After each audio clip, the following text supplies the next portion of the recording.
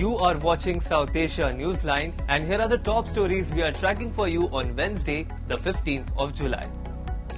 India flags off exports to UK as trade deal takes effect. India-European Union ties advanced, says Jaishankar after summit in Brussels. And Nepal opposition slams PM Shah's short parliament appearance.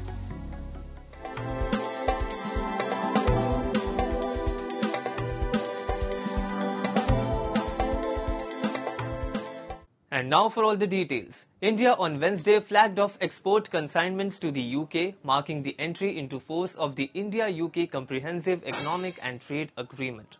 The landmark pact cuts tariffs on thousands of goods and expands market access for businesses and professionals in both countries. Indian exporters gain duty-free access for sectors including textiles, leather, footwear, marine products, gems and jewellery, while the UK benefits from phased tariff cuts and greater access in automobiles, financial services, education and insurance. British Deputy High Commissioner Sutapa Chaudhary called the agreement's implementation historic. The way that the trade deal is going to benefit the two countries is simply put, by making it cheaper, quicker and faster to do business between the two countries.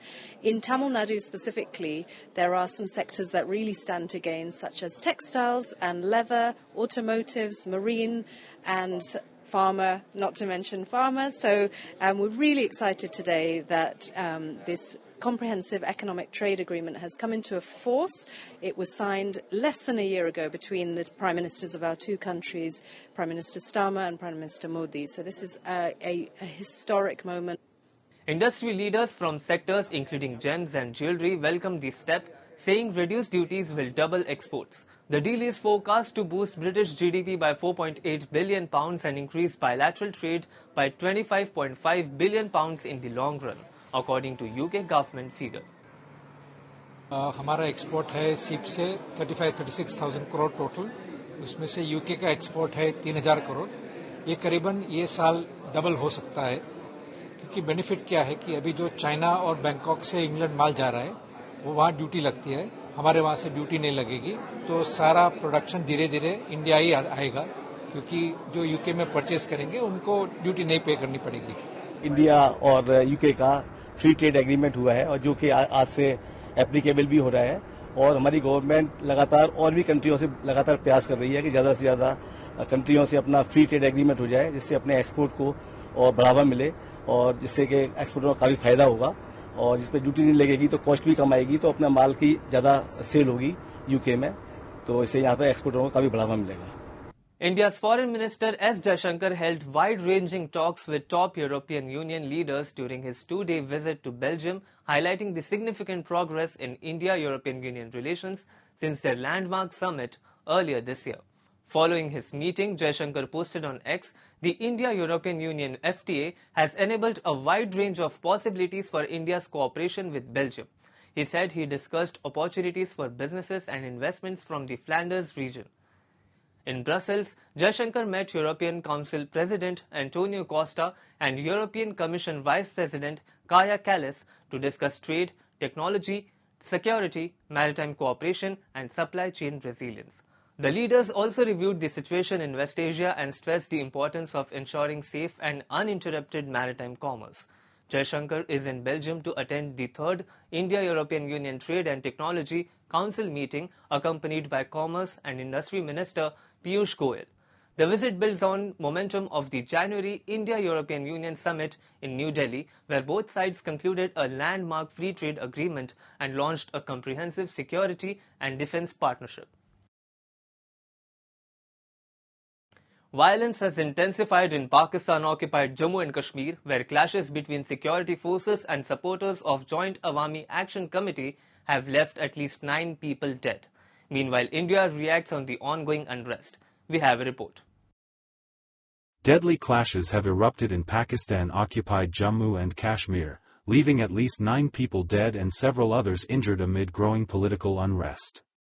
According to local officials, the violence broke out after the banned Joint Awami Action Committee blocked a security convoy in the Poonch sector and allegedly attacked security personnel. Officials confirmed that 6 protesters and 1 police officer were killed in Tarakal, while a protester and a security official died in a separate confrontation in Rawalakot. Authorities say security forces responded in self-defense. Local estimates suggest that nearly 30 people have been killed since the protests began in June. The ongoing unrest pertains to over 12 seats reserved in the Regional Assembly for refugees living elsewhere in Pakistan. Protesters argue that this system weakens local political representation. Meanwhile, India has strongly reacted to the developments. Speaking in New Delhi, India's Foreign Ministry spokesperson Ranveer Jaiswal said the protests were the result of what he described as Pakistan's decades-long exploitation of people in Pakistan-occupied Jammu and Kashmir. The ongoing protests in Pakistan-occupied Jammu and Kashmir are a direct consequence of Pakistan's decades-long systemic exploitation, denial of fundamental rights and administrative oppression in areas under its illegal and forcible occupation. Rather than addressing the legitimate grievances of the local population, the Pakistani state has responded with excessive police brutality. 2 more prison officials injured in the recent violence at Sri Lanka's Negombo Prison have died, raising the overall death toll to 32. Prison spokesperson C.I. Gajanayake said on Tuesday the officials were receiving treatment at the Colombo National Hospital. He added that 3 prison officials remain hospitalized, with one of them in critical condition. The latest fatalities bring the number of prison officials killed to 10, while 22 inmates lost their lives.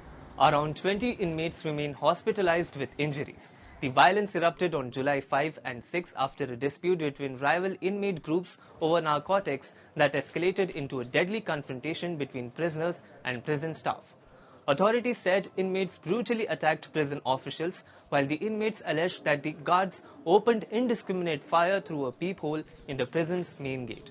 The Negombo prison was housing nearly 2,400 inmates at the time of the unrest, almost 4 times its intended capacity. More than 2,000 inmates have since been transferred to prisons across the country. It is to be noted that Sri Lanka witnessed similar deadly prison riots in 2012 and 2020. Nepal's Prime Minister Balendra Shah is facing criticism after making a rare appearance in the House of Representatives for the first time in 43 days, only to leave less than 20 minutes later. His brief attendance has sparked fresh protests from opposition lawmakers. The opposition accused him of avoiding accountability over controversial remarks on the India-Nepal border issue. Parliament records show Shah entered the chamber alongside RSP chair Rabi Lamichhane, but the Prime Minister left the House just 18 minutes later. His arrival itself triggered controversy as he entered while an opposition lawmaker was addressing the House. The opposition alleged that Shah and Lamichhane violated parliamentary rules that prohibit members from walking between the Speaker's chair and a member who is speaking. This comes amid mounting pressure from opposition parties who have repeatedly demanded an explanation over his remarks on the India-Nepal border issue made during a parliamentary address on May 31. Opposition lawmakers say Shah has consistently avoided parliament since the controversy erupted.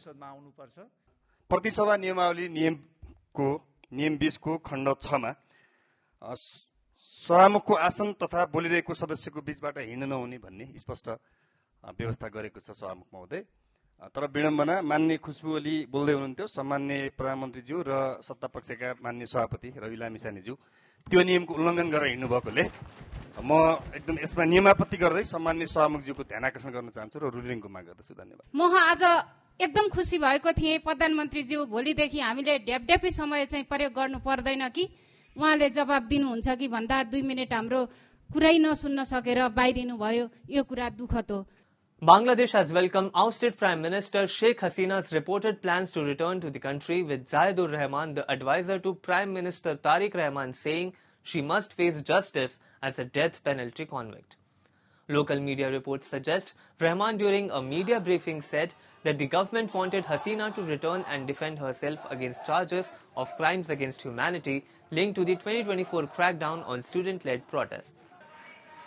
He said she was free to bring the world's best lawyers and assured that court proceedings would remain transparent, open to observers, and could even result in the verdict being revised or overturned. Rahman added that there would be no procedural obstacles to her return and that India could coordinate with Dhaka on the matter. Hasina has reportedly been living in India since fleeing Bangladesh after her government collapsed in August 2024. Meanwhile, India has maintained that its position remains unchanged, stating that any extradition request would be handled strictly as a legal matter. MI-17. That's all in tonight's edition. We will see you same time tomorrow. Good night.